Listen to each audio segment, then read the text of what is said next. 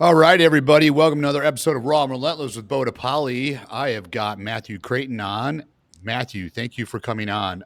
Could you tell the audience a little bit about yourself and what you've been up to? Sure. Thanks for having me. So I am the founder and principal of Publitics. It is a full service public affairs, public relations, strategy, and political consulting firm.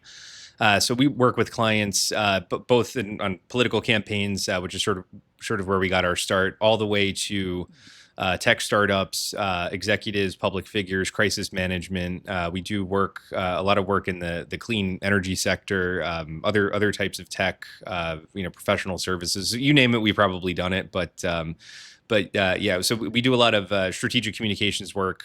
So both from the strategy to the implementation side, including advertising, digital strategy, and general press and things like that. So it's never a dull moment. I'm sure it's not, especially nowadays. So, Sure. uh, basically, your PR, but is there what percentage of your business do you think is more on the political side versus on the business side? Helping companies on the PR side.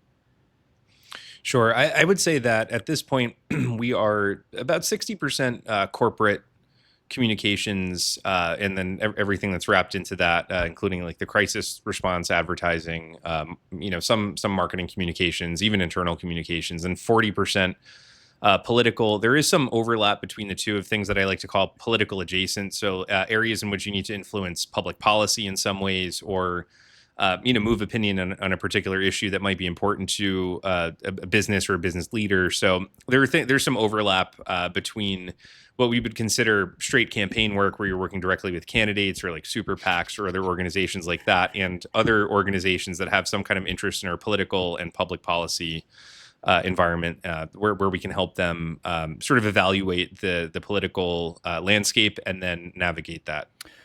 This could be an interesting conversation because I think that politics nowadays is such a I don't even know what the word is. It's such a hot topic. On the political side, can you disclose some of the campaigns that you've helped in the past or currently?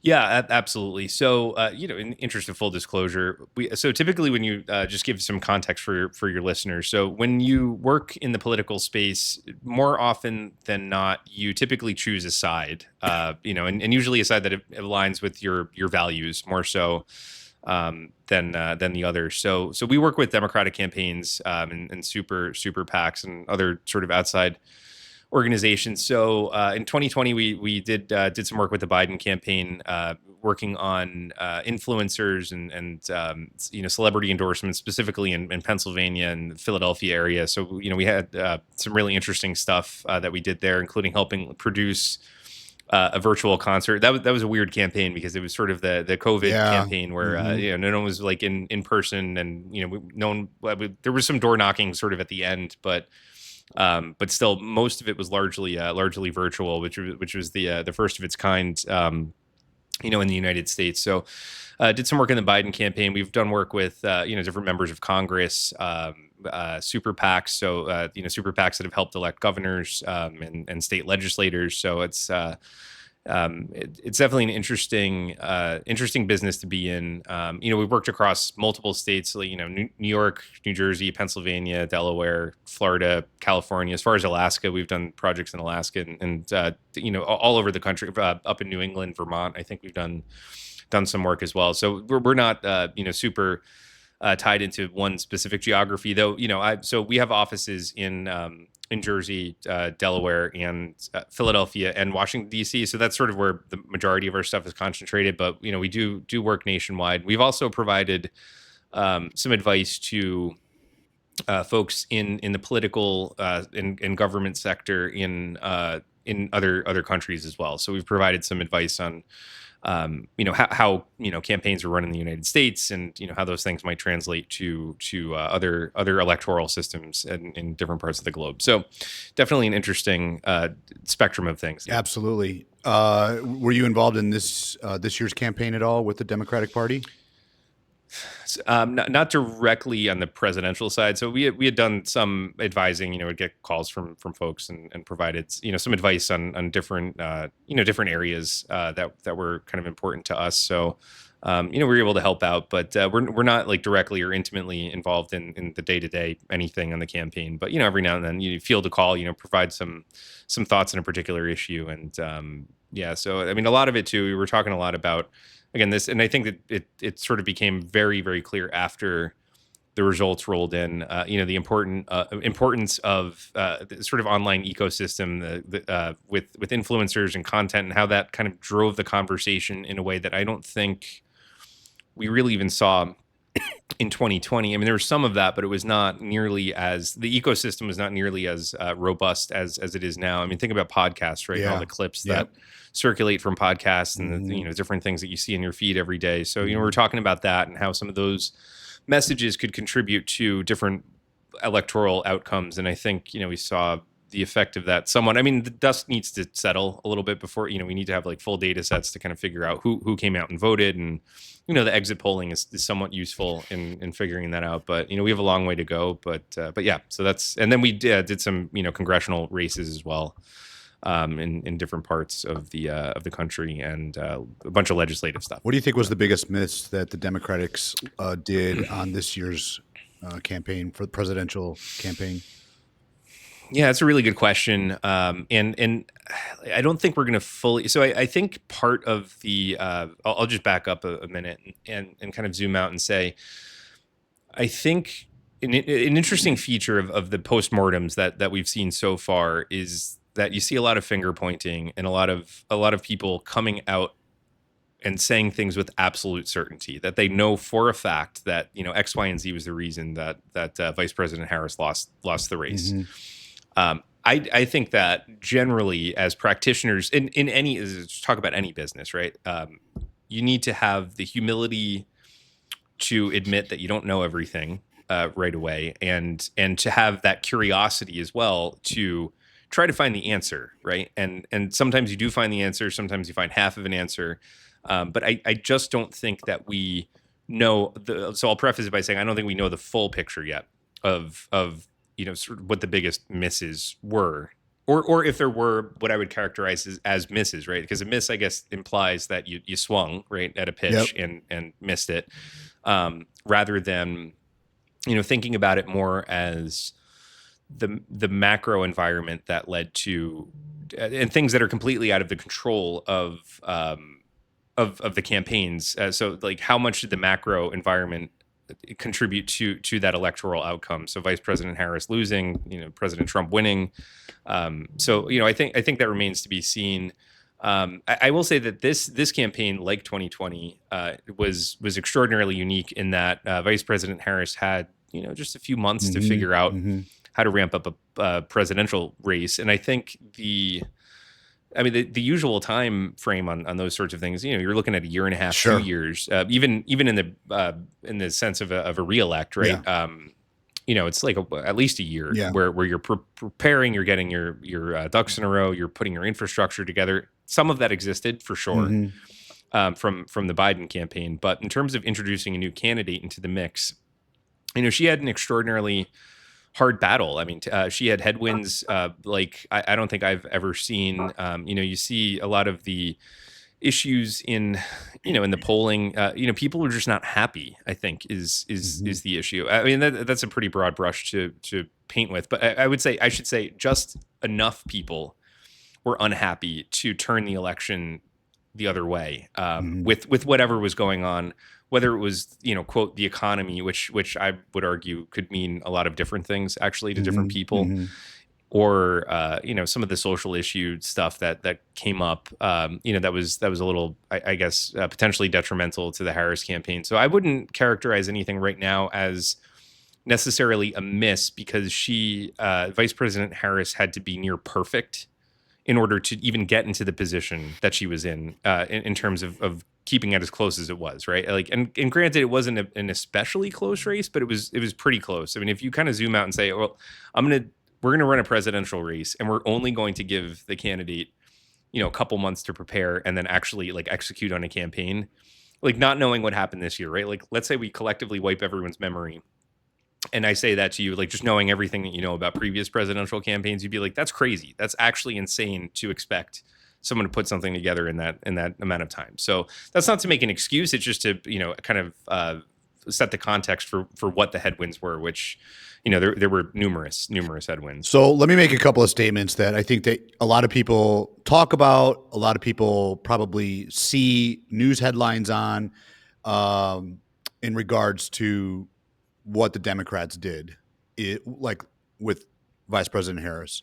One is you had a candidate that back in 2020 got like no votes in the primary, and now come 2024, like you're saying, Biden backs out basically 90, 100 days before the election. Not a lot of runway for her to run a campaign. At the same time, people are saying, well, what should have happened, there should have been a new primary on the Democratic side because she was just forced down the Democrats' throat in terms of this is your candidate, and that's not a true democratic process. So you've got a woman who got barely any votes on the primary back in 2020, and now she's being forced down your throat in 2024, and everyone is saying, well, that's because the DNC would have lost all of that campaign money if they went back through the primary process. Is that true? What are your thoughts on that? I think that was a talking point. The campaign cash, certainly. I think there's capacity to always raise more. I mean, you saw, Vice President Harris was in fact able to raise, a ton more money, in the short time that she was in the race. But, I think the bigger issue is thinking about the structural difficulty of running an open primary with months to go. And so I think you could argue both sides of that coin. So I think the argument for a primary was, okay, you give Democratic voters a chance to weigh in and decide which candidate they want to move forward. Okay, that sounds great. The other side of that coin, though, is you go through that process, and by and large, you're not going to have any candidate in that race on the Democratic side that people know as well as President Biden and President Trump, right? You're just not going to have that. So like any of the other contenders, they would have been relative unknowns outside of their respective states. I think, the front runners are probably, by and large, governors in a couple of states, maybe a few senators here and there. But none of them having the massive national profile that you would develop over the course of a presidential campaign. So then what happens in a primary is, you want to win, and there's a chance that it gets ugly, right? And you have the Democrats beating each other up for 3 months or whatever it was, like a month and a half in a compressed time period. And, the winner comes out, limping out of the primary, looking all bloodied up and bruised and, in bad shape heading into the general. So I think you can argue both sides. And I think, again, we need to have that humility here to say, like, I think it's actually unknowable to whether or not, like, which side was the right thing to do. It's pretty unknowable at this point. Like, I think you make an educated guess at the beginning and saying, okay, well, yes, she does have access to the money. That's a huge thing. She understands the national landscape because she was vice president for 3.5 years prior to jumping into the race. So she's got an intimate involvement with that. She had a hand in a lot of foreign policy, work and decisions, a lot of domestic policy, instrumental in working on the bipartisan infrastructure law, Inflation Reduction Act. So all of those pieces, she was involved in. So I think, on paper, right, it just made a whole lot of sense. And forget looking back to 2020, because again, things can change where, President Biden, for example, ran in primaries previously, 2 presidential primaries, and it just wasn't his time, right? And so it's possible, it was definitely possible that it was Vice President Harris's time to run, and it's again unknowable whether or not another candidate would have been a better candidate, even going through a primary process. I mean, again, you can argue those points, but I don't think definitively we would ever at this point be able to say, oh yeah, like a Governor Shapiro would have been objectively a better choice across the board, or a Governor Whitmer would have been a better choice across the board. Like, I just don't think we can know that because we didn't test the assumption. And really, I don't think there's any way to test the assumption other than running the primary and then getting to the general and finding out what happens. And we did. We found out what happened. And but I think, again, backing up a little bit too. I know I'm talking a little bit here. No, but, go ahead. I'm loving it. Been thinking about it a little bit, but I think too, like my theory of the race from the very beginning, especially as the chatter around, the chatter around President Biden stepping back from re-election started to kind of bubble up. My thinking was, well, this is either going to be an anti-Trump election or it's not. And if it's not, I'm not sure that any of the candidates on the Democratic side would be able to pull it off. It could be a close election, but if it's not an anti-Trump election, I think and the wind is blowing the wrong way on election day, that's the end of it, right? So if you look at 2016 and 2020, I mean, you're really only talking about, what, 70,000, 100,000 votes across a couple of states that made the difference. It's not a huge gap between those two. You're talking electoral votes, not popular vote.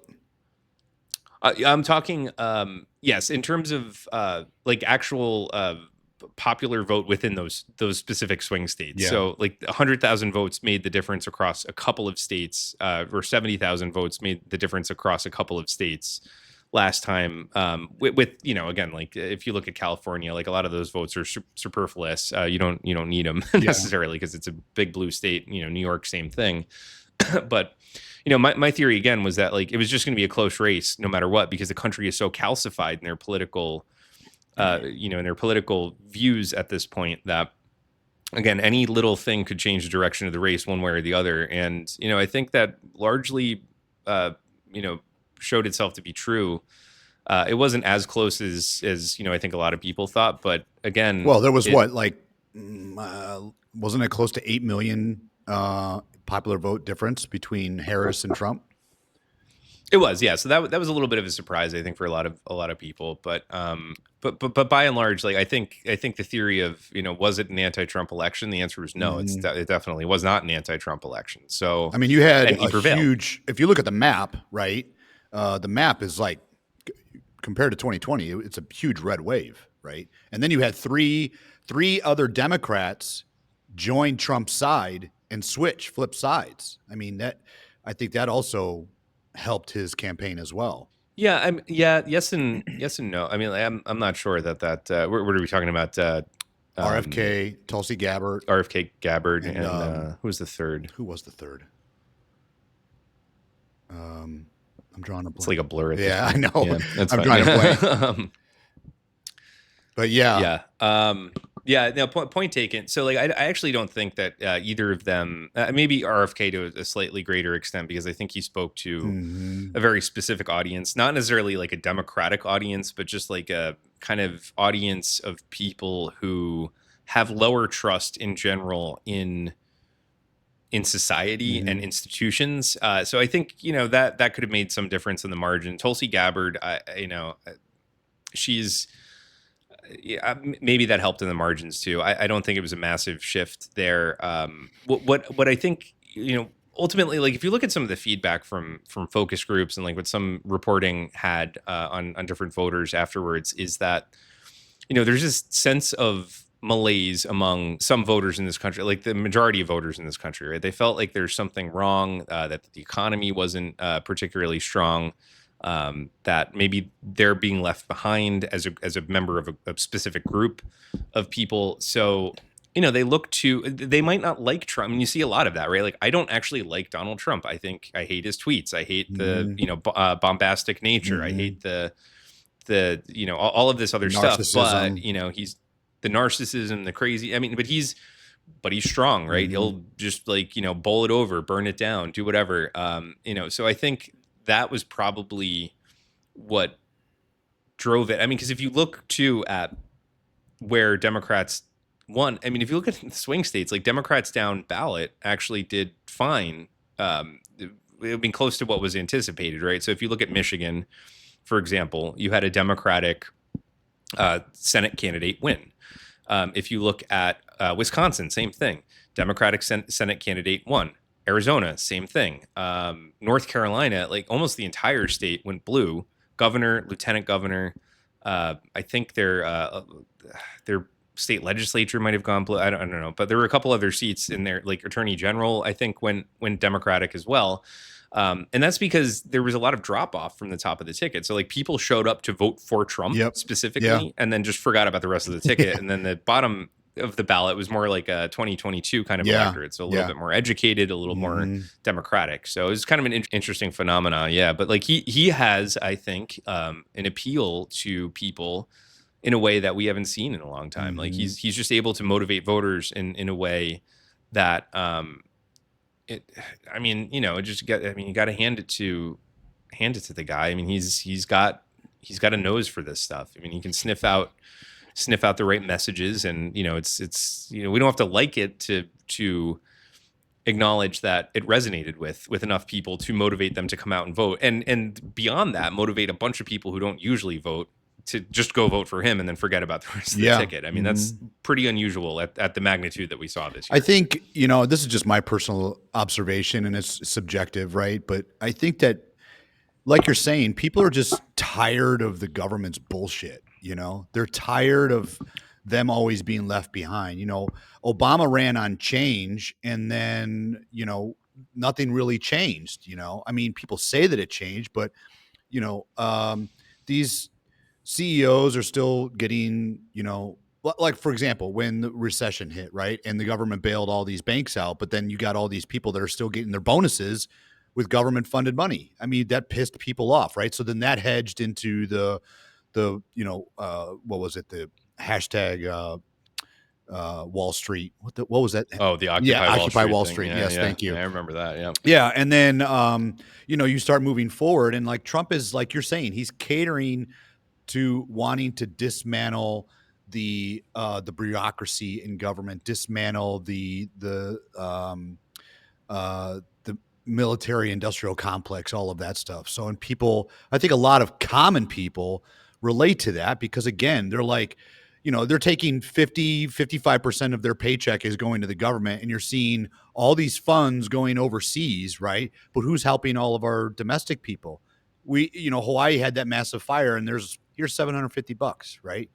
And then you've got all of these storms that happen in the Carolinas, same thing, and I think people are just tired of being placed second. Again, this is my personal observation. It's not my opinion. Sure. It's just an observation. I think it's really a adept or astute observation in that, like, there is tension between what's actually happening in the government versus what people perceive might happen under a Trump administration. So if you look at the first Trump term, I mean, what happened, right? Like, I mean, so what did he actually get done? He got the tax cut done. That didn't really help middle class people, right? It helped people kind of at the higher end of the scale. But again, if you want to have an argument about whether or not that's good economic policy, you can definitely do that. But just like objectively, if you look at the numbers, the people at the top end of the scale benefited from that. People earning wages on W-2s did not, by and large, benefit from that. People were owing money back to the government in a way that was not super helpful. It still eroded the middle class. It did, and added to the deficit and all of that stuff. And then the pandemic hit, and there was all that stuff. I again handed to him Operation Warp Speed with the vaccines. I thought was probably one of his bigger accomplishments. I mean, they did a decent job, getting that done, and the rest of the response was a complete nightmare. But the acceleration of the deployment of vaccines, I think, was probably an accomplishment. Now, it's funny because he would never take credit for it now, right? Like, do that part of it. He's got RFK in there who's, avowedly anti-vaccine. And so he'll never, and that's why he didn't talk about it on the campaign trail. He just didn't think that resonated with his voters anymore. But, he did it. You can't take that away from him. Yeah. Other than those two things, though, not much happened. Now, fast forward to the Biden administration, this is kind of the interesting thing where you see the disconnect between policy and how people feel about the world around them. So policy-wise, if you look at what they call America's Forgotten Counties, for example. So these are counties where manufacturing, by and large, had left the country or left those counties, right? So massive joblessness, close to zero economic development over the last 20, 30 years. Like Flint, Michigan. Flint, Michigan, some of these other places, under the Biden administration, those forgotten counties have experienced massive growth, economic growth, new factories being built, new manufacturing capacity being brought back online. And still, you go to talk to folks in those counties, and fair enough, like, just new factories coming online today, you're not going to feel the benefit of that until probably 10 years down the road, where, you have half your town again employed making stuff here in the United States. But they invested in it and started to build those factories, bring them back online, bring the job training, labor unions, strengthening labor unions so that they could, so that people, were guaranteed better wages and healthcare and safety at work. So like all of those places improved significantly under the Biden administration. If you look at investments in clean water, like just very basic stuff, in the Inflation Reduction Act bipartisan infrastructure law, there was a ton of money to replace lead service lines, right? And I think we can all agree that drinking lead tainted water is not good for anybody. I mean, scientifically, that's objectively true. So they did the work to, do those sorts of things. They did the work to invest in, again, more manufacturing in the high tech sector, the CHIPS Act, right? So bringing semiconductor and silicon chip manufacturing back to the United States, because, as we're looking at the world, a lot of that stuff is built in Taiwan right now. Yeah. And that's fine as it stands now. But if there are any sort of geopolitical issues related to Taiwan, whether, China gets aggressive with Taiwan, the supply chain is going to be absolutely decimated. So to the point where, like, I mean, I don't think people appreciate how important chips are in everything, from automobiles to the computer that I'm working on. We now, saw it during COVID. Microwaves, like everything. Exactly. So, bringing that stuff back on shore, and there was a ton of progress. And I think the sort of ironic part about it is in Trump's next term, we're going to really start to feel the fruits of those policies. It's just that Biden passed them, right? So I think that there's a huge disconnect between like feeling for example, wage growth among the bottom percentage of earners accelerated more under the Biden presidency than under any presidency in the past, right? Again, that's investment in labor unions, job training, full employment, to the point where the labor market was almost too hot, right? And maybe contributed a little bit to inflation. But I think the bottom line is like all of this stuff was happening, and yet people still felt like there was some sort of issue where they didn't feel the progress coming. And I actually don't necessarily even think it's a problem of, well, people didn't know. I mean, I think there's some of that, but at the end of the day, I think that our politics have largely shifted away from what sort of policies benefit me to like, what is the vibe? Yeah. And regardless of what's happening, right? So like objectively, you can look at all the numbers and say, actually, the Biden administration was hugely consequential in all of these areas that benefit the middle and working class in this country, and did not particularly help, the upper earners in our country. And yet there's still this feeling that something is wrong, right? So I think we have to dig deeper into that. It's like, what is contributing to that vibe versus, versus the actual reality on the ground. And again, some of these policies you're not going to feel for a while, like Obamacare, for example. Like people hated that at the beginning. It was a political catastrophe. It led to a disastrous midterm for Democrats in Congress. But now I think if you go around and you ask people, well, are you happy that you're insured and that, pre-existing conditions are covered, and, the price of insulin has been knocked down, and like all of these different pieces that started with Obamacare, I think most people would say, yeah, I like that. I mean, there's a great story out of Kentucky, for example, actually shortly after Obamacare rolled out, where they just kind of rebranded it as their own state exchange. And there was some polling. There was like, do you like Obamacare? Nope, hate it. It's the worst thing ever. Do you like, I forget what it was called, Kentucky Connect or something like that. Do you like, the Kentucky healthcare exchange? Oh, yeah, I love that. Because it was one of the most underinsured states in the entire country. And it turns out people actually like to have health insurance. So that's one of those things where it's sort of a lagging thing. You pass Obamacare, implementing it is absolutely terrible. It sucks. It's gonna be painful. And then you fast forward and you try to take it away, and people lose their minds because it's actually helping people. So Social Security, similar thing, right? When that first came out, that was not broadly, the most popular thing. It was pretty popular, but now, like, can you imagine taking away Social Security from Mm-hmm. people, or Medicare from people, Mm-hmm. right? So it's that sort of thing that, like, I think the policy always lags in the field, but again, it depends on who's passing it. So if you look at, this is funny, consumer sentiment, they just ran a consumer sentiment survey recently, right after the election was called, right? Consumer sentiment flipped on its head. And again, driven by like Republicans thinking that the economy is better suddenly. Has anything materially changed? No, I don't think so. no, Yeah, no. exactly. So You hit on it's a few perception. key points there that I want to comment on. The first is Hmm. I think I think what Trump was trying to do in his first term, he was kind of playing that strategically, right? I don't think he wanted to rock the boat too much. Kind of like what you were saying with Obamacare in his first term, and then it kind of made his second term a little bit more harder, right?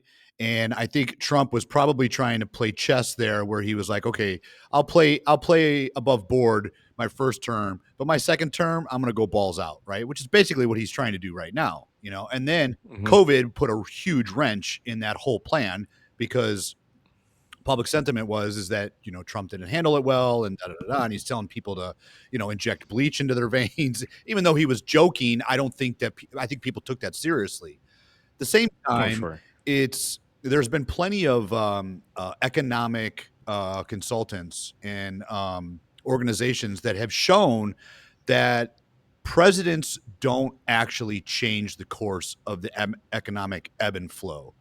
That whoever is in office, it doesn't really change over time that up or down status of the economy, right? It's really everything below the policymakers below them that are actually changing it. So it doesn't matter if it's Democrat, Republican, whoever, the economy is going to do what the economy is going to do, right? And so I think a lot of people, and even like if you go back to way back, when the U.S. government was first formed, that was the idea: is the president was not supposed to be the head, right? But we've kind of shifted now where the people look at the president as a leader, and I don't think that's what the founding fathers were trying to do. They weren't trying to create a leader. They were trying to create, originally he was just the general of the armies, right? And now he's the Hmm. general of everything. And it's definitely shifted everything in terms of politics, right? I think that even like you were mentioning Obamacare. I mean, I have a personal opinion on Obamacare and insurance in general. I think it needs massive overhaul. Sure. It's so. I think I've told this story before. I'm sure you haven't heard it, but from personal example, right? I went to the doctor. I had hurt my knee in the gym. Went to the doctor, Hmm. and I wanted to get my knee checked out with an MRI. So I walk in, and they're like, "Okay, insurance card, blah blah blah blah." And I said, "No, I'm cash pay. I'm just going to pay out of pocket." Okay. So they're like, "Okay." So they bring me back, and they're like, "All right, we're going to do an X-ray." I'm like, "I don't want an X-ray. Just give me an MRI because it's tissue, right? An X-ray is not going to show tissue."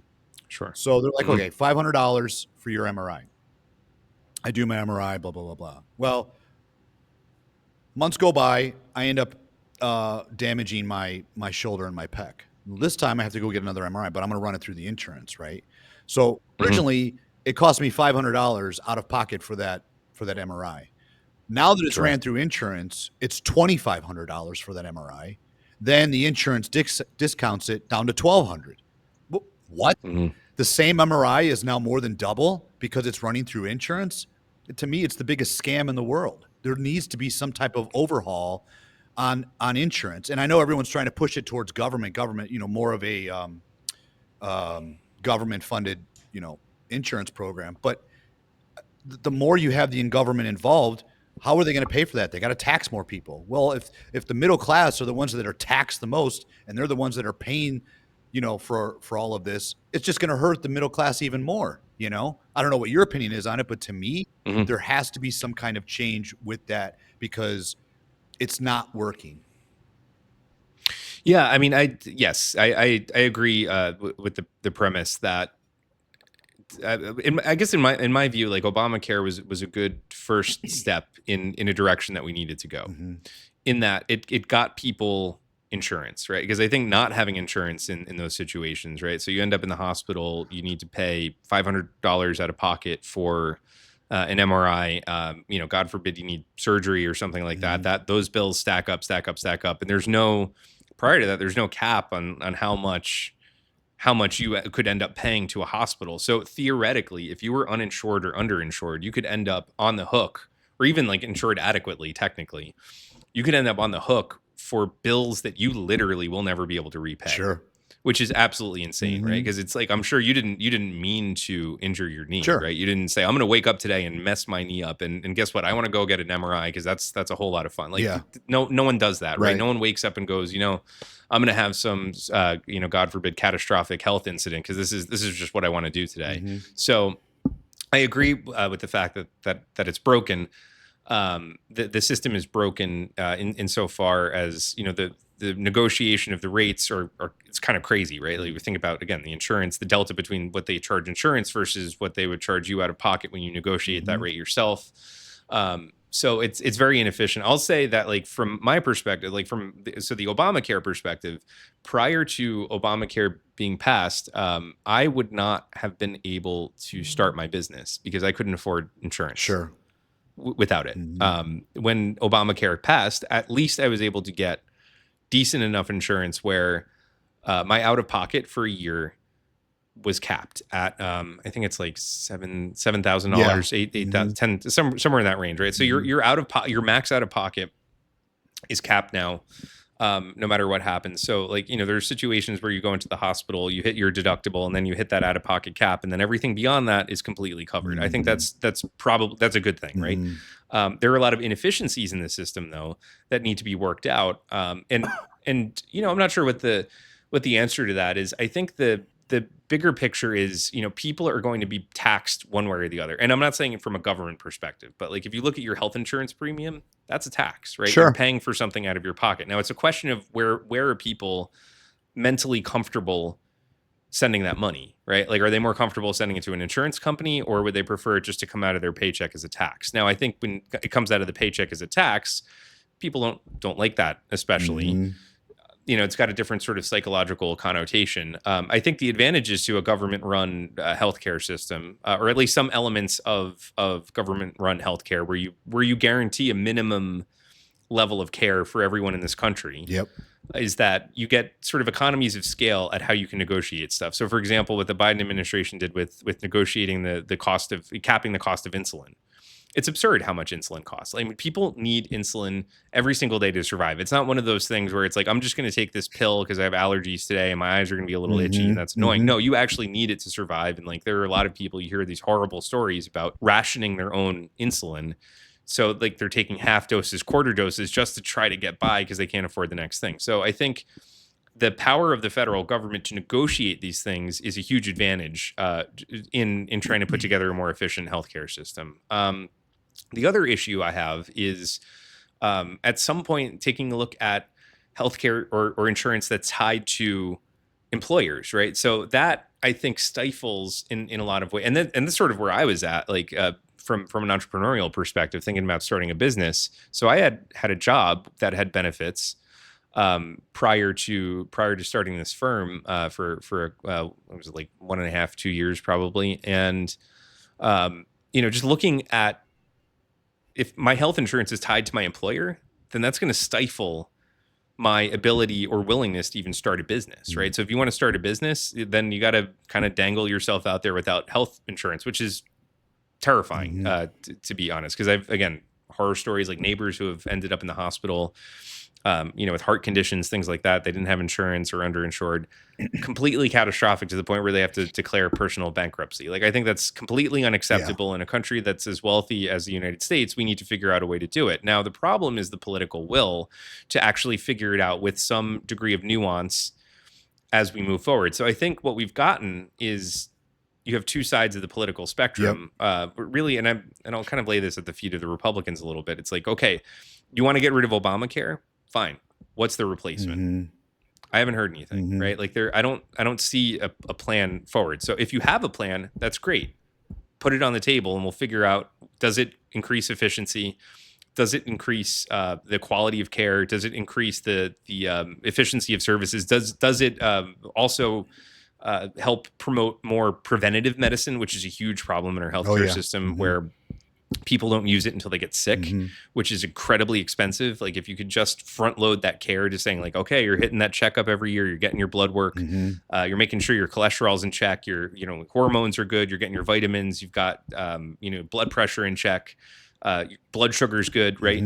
If you do that every year, it's less likely that one day you're going to wake up and go to the doctor and go, oh, by the way, you are pre-diabetic. Now you have to be on that insulin for the rest of your life, rather than saying 4 years prior, like, look, we can fix this problem by just a little bit of diet and exercise and figure it out before you have to buy that really expensive medicine. So the question is, what is the alternative? And it's become kind of a political football to the point where, again, healthcare is so complex and so big, and it touches every American life, that you can't do it without appreciating the nuance of it. But everything has become so like polarized to the point where it's like distilled down to a talking point. Yeah. So it's like, I don't want socialized medicine. Socialism is bad. And on the other side, it's like, well, we want Medicare for all. It's like, okay, well, again, we need to have that nuanced discussion about how to do this, but there is absolutely no political will to do it. I think the most destructive thing that you can do, though, is probably tear the whole system down right now. Without a sense of what you're going to replace it with. I mean, because like really, you need to figure it out. So that's my take on this. But I agree that we need to figure something out on the healthcare front, because again, it touches everyone's life, whether or not you think you're going to need it. You could be the healthiest person. You could work out every day. You could have a great fitness routine, great diet. You could be, and something happens, you hurt your knee, right? And something happens, and then you're stuck in the hospital with a crazy bill for something. So it's tough. Are you familiar with Dennis Prager? Yeah. He had actually said one time on his podcast, I thought it was kind of a good idea. He said health insurance should almost be like car insurance. You should be able to, you open it up, right? You don't have all of the state lines that are preventing people from getting nationwide insurance, right? Kind of like car insurance. But your premium is much lower if you could open it up for more competitive rates with the doctors, and where the insurance only steps in for catastrophic events, like you're saying, like, you need major surgery. Otherwise, if you're going to the doctor to do your annual checkups and all of that stuff just comes out of your pocket, right? It's just kind of like maintenance on your car. You don't go to the insurance company to do the maintenance on your car, but then you could open it up on the medical side where it becomes much more competitive, where you go to the doctor's office, you pay a flat fee to go in, get checked by the doctor, get your blood work done, right? Rather than running it through the insurance and billing the insurance $2,000 when the doctor can just charge you $150. I thought that was that was an interesting idea of a different way of handling healthcare in the U.S. Yeah, I mean, there may be some merit to some of those ideas. I think you also, like, if you're going to, you have to go that route, you have to address other structural issues, which chief among them is, like, how expensive is it to become a physician in this country? It's extraordinarily expensive, right? So you're stuck with, student loans, debt, and it's years and years and years of schooling, as it should be, right? You don't want a doctor that's, looking at you that it's like, oh yeah, I'm just straight out of undergrad and, throwing on the white coat. That'd be a little scary. Went to DeVry. So you don't want that. I got my online certificate in doctoring. It's not particularly that's not a comforting thought. So we have to figure out, like, the structurally, like, how do you make medical education more affordable for people? How do you bring more practitioners into medical practice? Because right now there is a shortage of healthcare healthcare professionals, both nurses and physicians, which is a huge issue across the country, and that's probably only going to get worse. So you have to figure those structural issues out first for there to be enough competition, because at the end of the day, I mean, you see competition across a lot of sectors, and yet you still see this is my sort of hesitancy with the private sector, is that the pricing does have a way of pushing its way up despite the competition, right? So, like, you look at food prices, for example. Now, you would think that someone would figure out a way to slash their food prices to a point where, and again, there's some variability, right? So there's certain retailers out there that do a better job at delivering more efficient, efficient grocery shopping experiences. But by and large, like across the board, you're still paying a decent amount for groceries. There's not a ton of variability there, and I think the profit motives could push those prices up in a way that would be unintended. So the idea is, yes, competition. You have to figure out how to price your services so that you're not, losing business to the doctor next door. But I don't think it always bears out that way. In that, competition doesn't always lower prices necessarily. In that way, without some government intervention to say, like, look, you can't. There has to be. I think there would have to be some sort of guardrails in a situation like that. I will also say too that there are similar, kind of insurance plans out there now where you can get these, lower premium, high deductible plans. So you are essentially paying out of pocket for some of those services. So like, for example, some of the plans that I've had over the years, right? You go to your primary care physician, you get your checkup each year for free, and then if you go to the doctor subsequently, it's like $7,500 that goes toward your deductible. Right.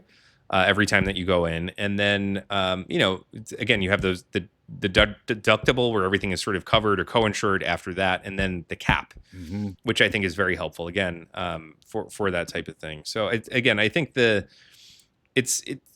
a lot to straighten out before you just say, okay, let's throw it to competition and see, how these doctors can compete for stuff. Because then you're still left with the problem of hospitals and emergency medicine and some of the bigger stuff that you end up in the hospital for. So it's complex, and I think you have to take a holistic view. I'm not personally convinced that competition is the sole answer. I think it's possibly part of the solution, but there does need to be some kind of guardrails. I mean, the beautiful thing about government is there is no profit motive in government, right? It doesn't have to be a profitable enterprise. They can just I think that's debatable.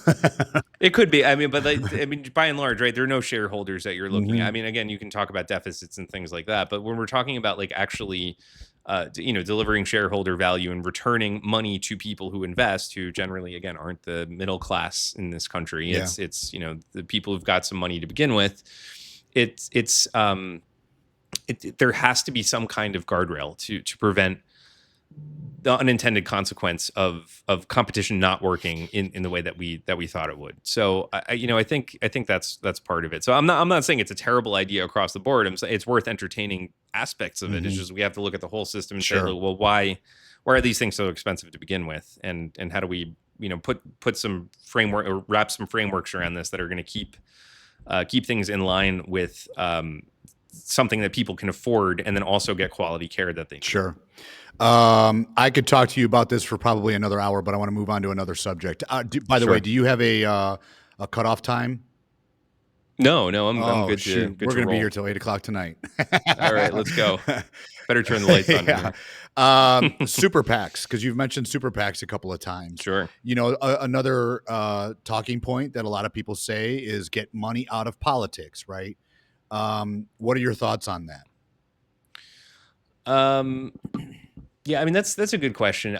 Money out of politics, I'm not sure it makes a huge difference on the whole. I mean, so I think in principle, getting money out of politics makes sense, right? Because if you have like publicly financed elections, for example, or shorter elections, because a lot of countries they actually do run their races for parliament or head of state in a much more compressed timeline. So we're talking a matter of weeks in some cases, months in some cases. So it's not this like big wind up over the course of a year. So I think on the whole, getting money out of politics would be helpful to getting the politicians to focus more on issues that are important to voters, but and not necessarily special interest. But the bigger issue, again, I think, is like we've kind of moved into this vibes-based politics where it's like are voters by and large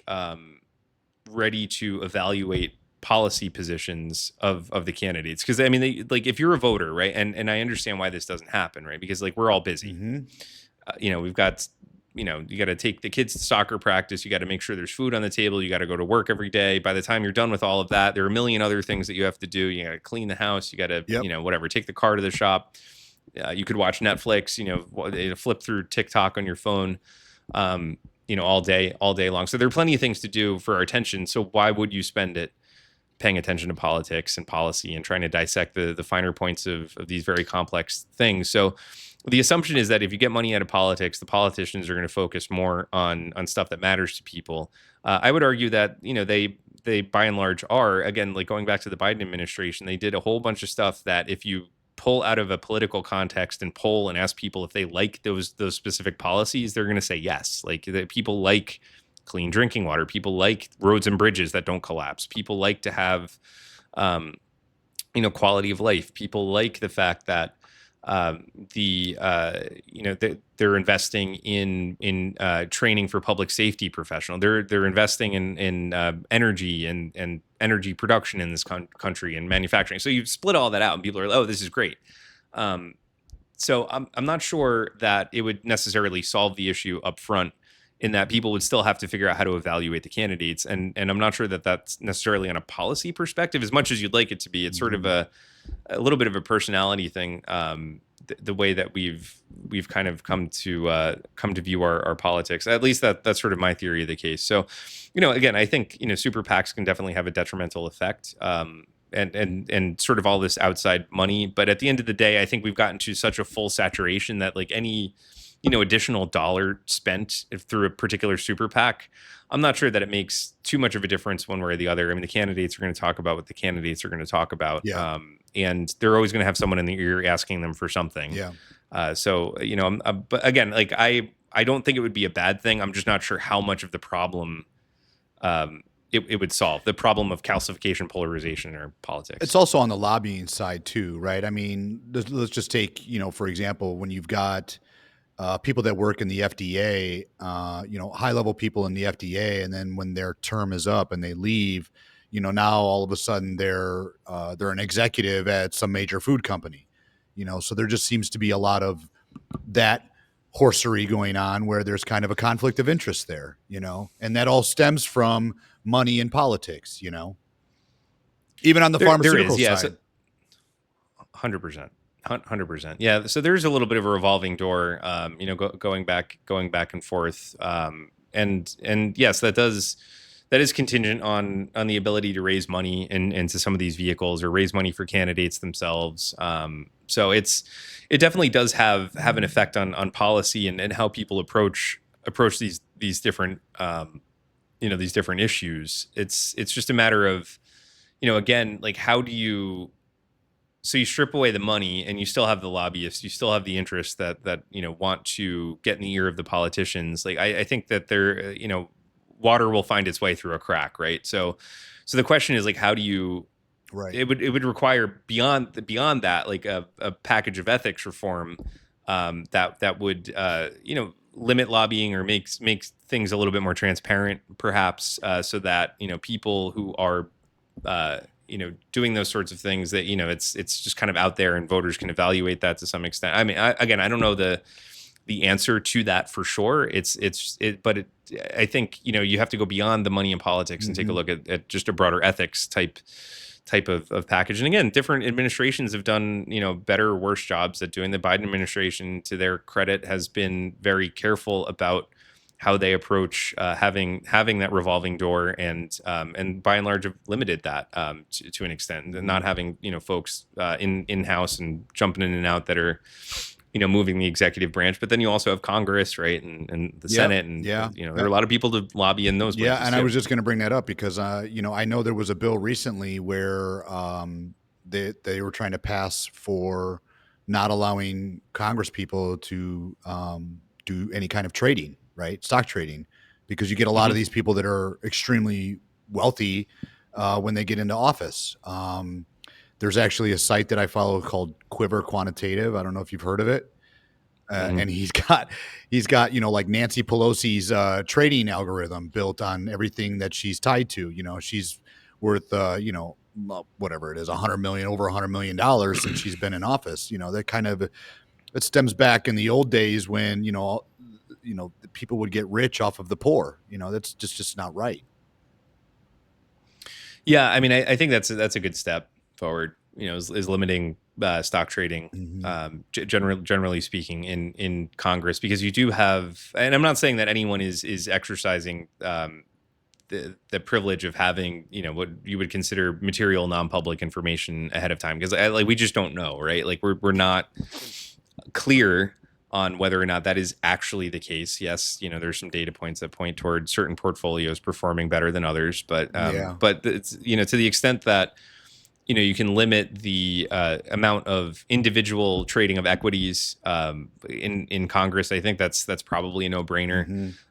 For the most part, to sort of help tamp down, again, some sort of perverse incentives to do certain things. And again, I'm not saying that has happened specifically in a lot of cases. Like I'm aware of a lot of members of Congress voting, quite frankly, against their own personal interest, but in the interest of the constituents that they serve, who by and large don't have massive stock portfolios in those cases. So it is a mixed bag, but I think, again, maybe you get it into a place where you got to put stuff into just ETFs, right? You can't be you trade entire sectors. You can't trade individual equities, or bonds or other sorts of vehicles like that, where it's not where there's some separation. So I totally agree. Like I think that's probably a good move. At the end of the day, whether it goes anywhere is anyone's guess. Yeah. I want to get into your business, Publitics, right? Sure. Yeah. I can't imagine how stressful your business has got to be, PR, because to me, it's like I feel like you would always be on edge because you don't know, he said what? And then you got to do backtrack and try and, remarket that, or this company that you're working with, like, I don't know, like say BP has an oil spill and you're working with BP. Now they hire you as for PR to be able to, create that narrative and all of that stuff. I just can't imagine how stressful your job has got to be. It definitely is a stressful job. I will say that I have been able to do, some personal work in putting things in perspective and trying to find ways to be both from a personal sense of trying to reduce the amount of stress, in my life, because I think it's a goal that I think a lot of people share, but also, just being able to make better decisions, generally speaking. And when you're in an emotionally heightened state, you don't make good decisions, generally speaking, right? Like I think that's pretty universal. So if you're angry about something, you're gonna have some impulses to do some stuff that's not always super constructive or helpful, or it may even be completely counterproductive to your cause. So when I was younger, first starting this, like every campaign that we did, for example, felt like it was a life or death situation, right? If you lose, your career's over. If you win, you move up to the next rung. And I think the actual reality of the situation is it's a lot more nuanced. I mean, plenty of people lose campaigns and go on to lead extraordinarily successful careers. We've had our losses along the way. I mean, more wins than losses, thankfully. But and that's across the corporate spectrum too. Is more wins, generally speaking. But that being said, finding ways to put that stress in perspective, to be able to take a step back and really see. There was a really good analogy. I'm not sure who I would attribute. I think I read it somewhere at some point, but it's hard when you are in the trenches, right? And the enemy is firing at you and you're firing back at the enemy, but all you can see is, the bullets whizzing over your head and the side of the trench, right? But if you're able to take a step back, walk up onto the hill behind the trenches, you can see the whole battlefield. And sometimes it's like, okay, there's just one guy over there shooting at you.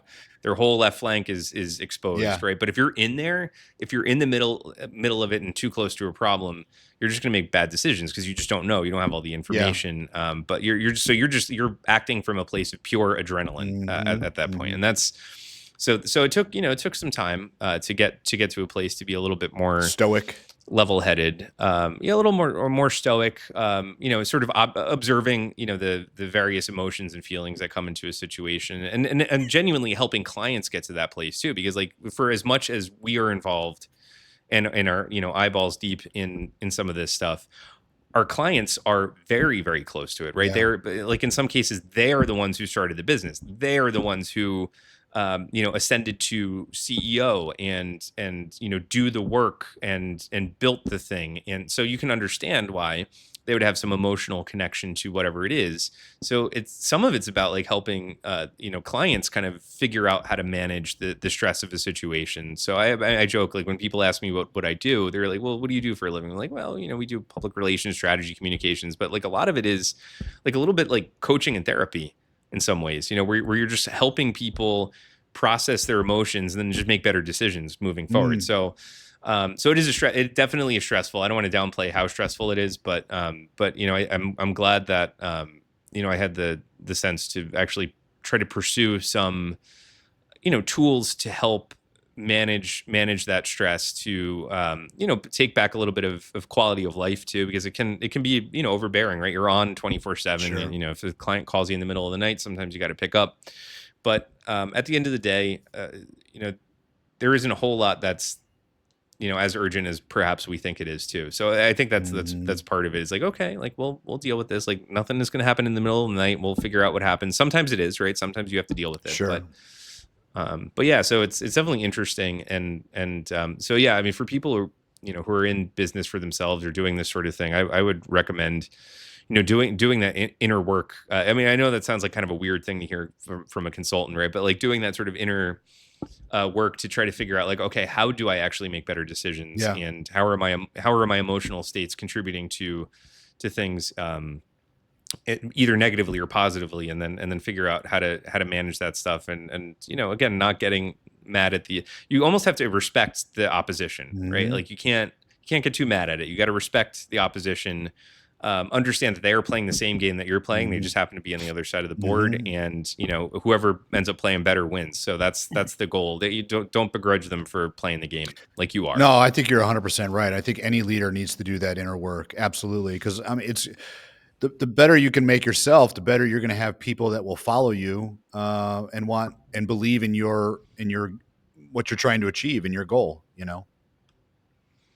100%. Yeah. I mean, it makes everyone better around you. It creates a sense of the other thing too, which is really important, I think, in organizations and really any sort of structure where you're working with any group of people, is creating an emotional safety too for everyone to share their best ideas as well. And I think trying to reduce some of that stress, and again, providing those tools to everyone in a way that that they can utilize as well, makes for just a better, more efficient operation no matter what you're doing. So I think it's incredibly important to because if you're always stressed out as a leader, to your point, it's going to filter down to everyone that's working with you. It's going to people are not going to feel like you have things under control in a way that you're expected to, because that is the job, is to have things under control. So so it is important to do that work, and also take time for yourself too, because again, like it can be extraordinarily detrimental to health, like physical health, to live with that kind of stress all of the time too. I mean, stress does kill. I mean, it is really that is a real thing. Yeah. So it's important for people to take that time and figure it out.